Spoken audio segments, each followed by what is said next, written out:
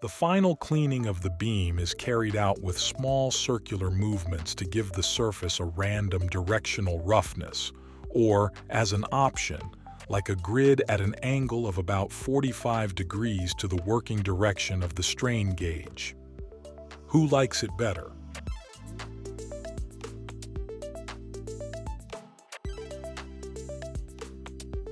After having cleaned the beam to the base metal, clean the surface with a napkin with alcohol.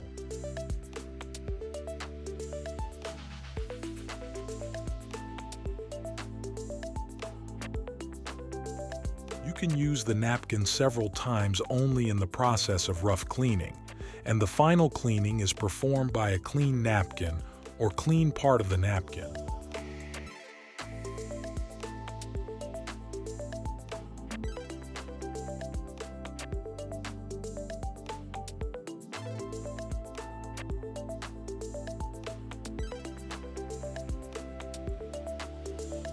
Cleaning is done in one direction so as not to smear the dirt back and forth. After the alcohol treatment, we dry the beam completely. After the beam is completely dry from the alcohol, we treat the surface with conditioner.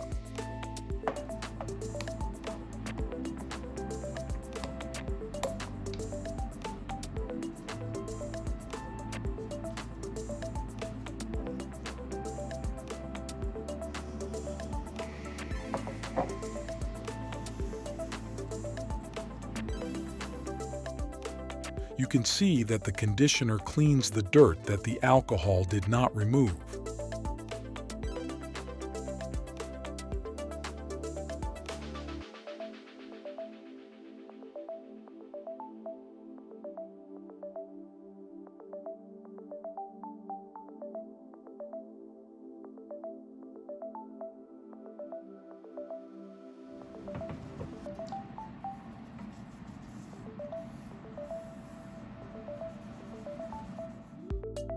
Treatment with conditioner to achieve complete wetting of the surface.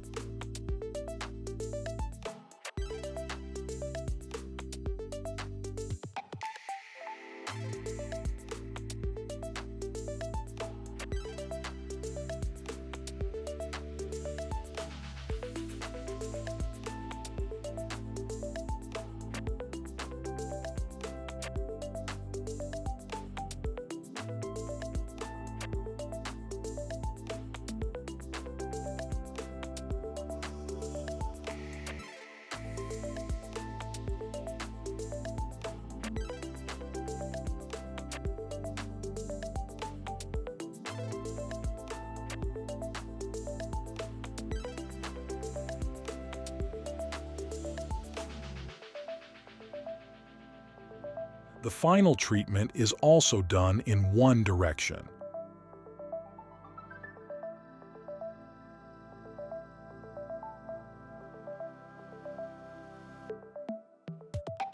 Conditioner on the beam is a thin layer, not collected in droplets, now wipe dry with a dry cloth.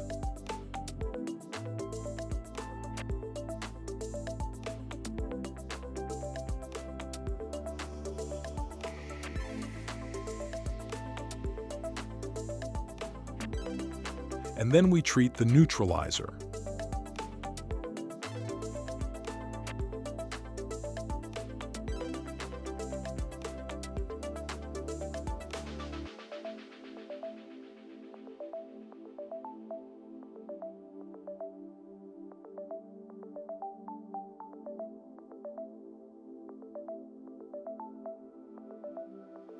The neutralizer has a smell of ammonia. It's normal.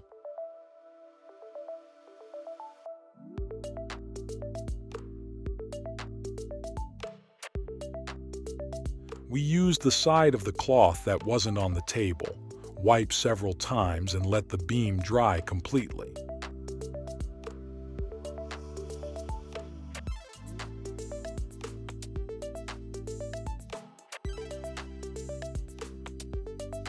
the beam is dry, we mix the cement thoroughly to a homogeneous mass and begin to apply it on the brush.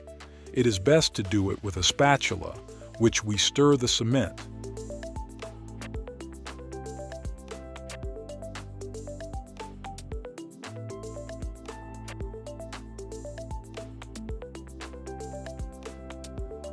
A couple of times we apply it on the brush blotting in order to fully soak the brush and compensate for the absorption of cement components by the brush.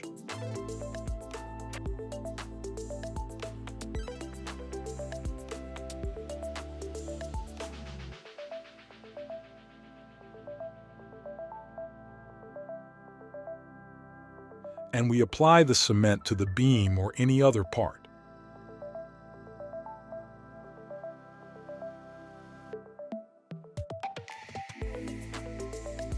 There is a technique of applying the cement with a wide brush in one motion, but this technique is a little bit more complicated and it's not always possible to get a uniform layer in one motion.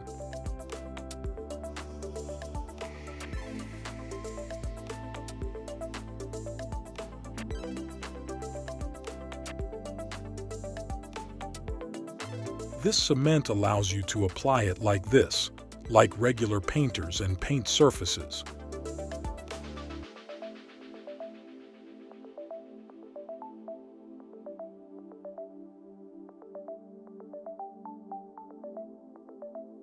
The green pigment allows you to control the thickness of the layer. When you can't see the part through the cement, the thickness of the layer is sufficient.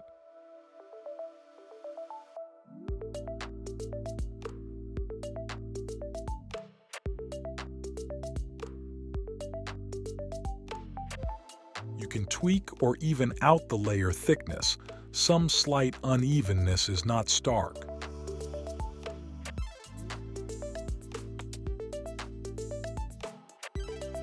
We have applied the first layer of cementing and now the part dries in the air for an hour and then goes to the furnace for heat treatment.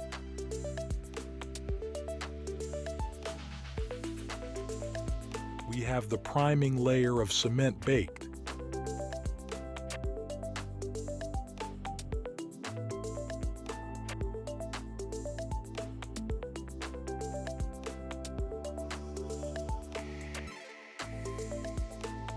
Now we should put the strain gauge in its place.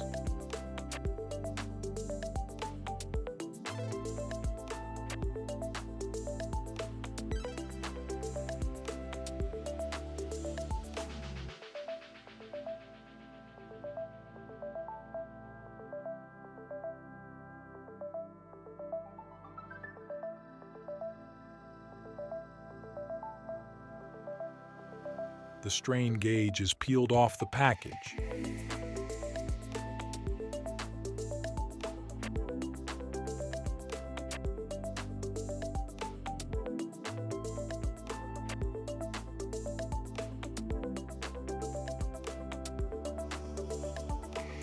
In reality, we put it on the parts according to the markings. In this case, we have a training beam, and it is enough to put it along the axis of the beam.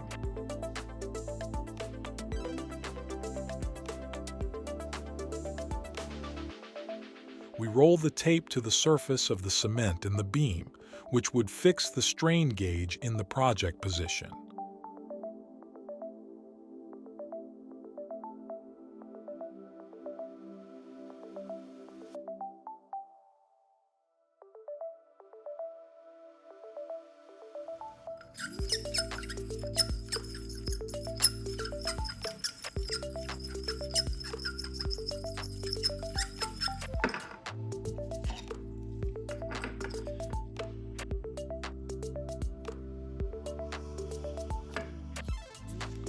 We apply the cement in the same way to a brush.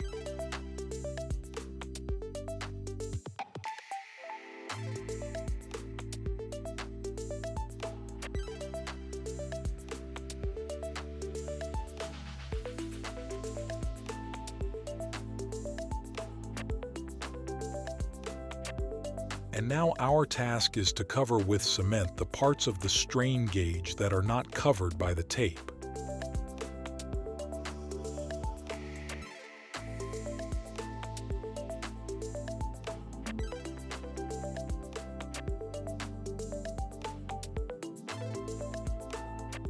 We avoid touching the cement with the tape itself. Otherwise, the adhesive layer of the tape will stick to the freshly applied layer of cement after heat treatment, and then it will be very difficult to remove it.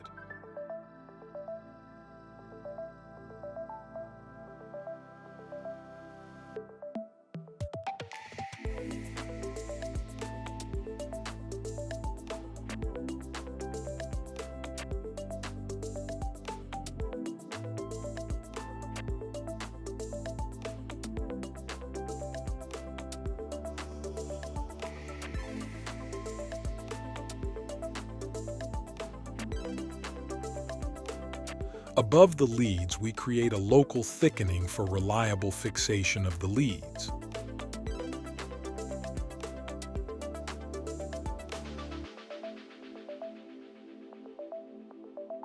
It is convenient when several strain gauges are applied at the same time, as long as the first one has already dried up and it is possible to cover additionally the necessary places.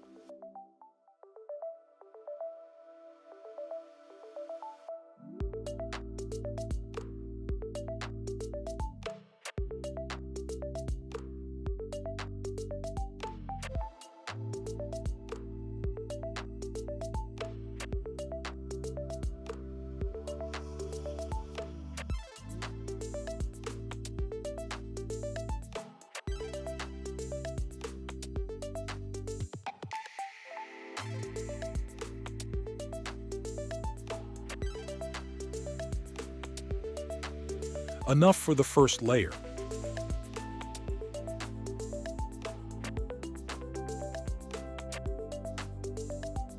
The cement has been heat treated to 165 degrees, and now we remove the tape.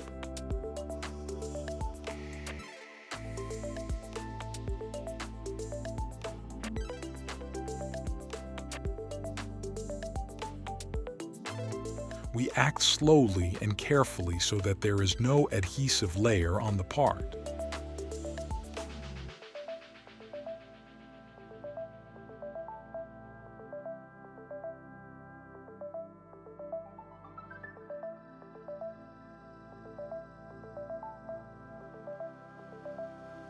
It usually helps to stagger it with tweezers.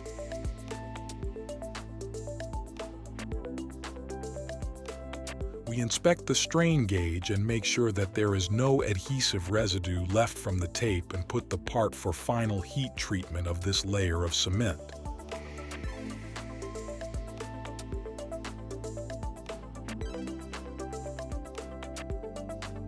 The cement is heat cured, and now we apply the final layer of cement to the strain gauge. Traditionally, before each application, the cement is thoroughly mixed. The brush is washed and dried. Soak it in cement and cover the not covered parts of the strain gauge with cement, taking care to avoid air bubbles.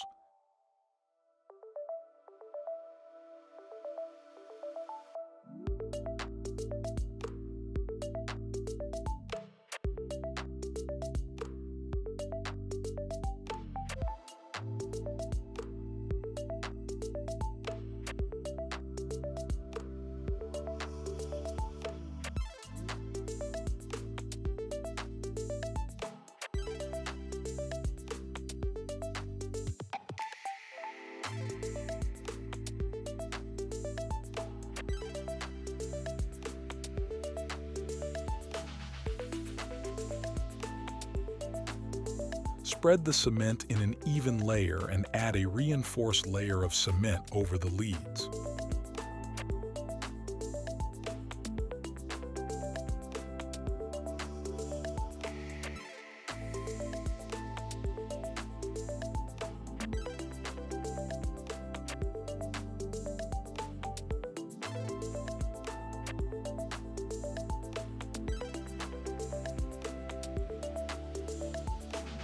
done. Now, heat treat the cement.